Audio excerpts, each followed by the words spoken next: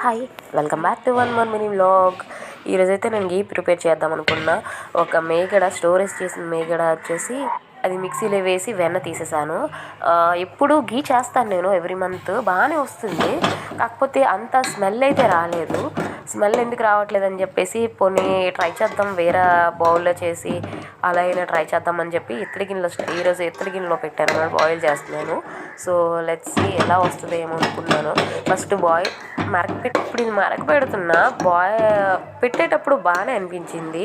కాకపోతే అది మరుగుతున్న కొద్దీ ఒక రకమైన స్మెల్, అంటే నాట్ బ్యాడ్ స్మెల్, అంటే మాడిపోతే ఎట్లా పాలు మారిపోతే ఎలా వస్తుందో అలానే వచ్చింది స్మెల్. అయితే అస్సలు గీ స్మెల్ అనేది రాలేదు. నాకు ఎందుకు అర్థం కాలేదు, నేనేం మిస్టేక్ చేశాను లేకపోతే పాలు మేగడ ఏమైనా ప్రాబ్లం ఉందో ఏంటో అర్థం కాలేదు.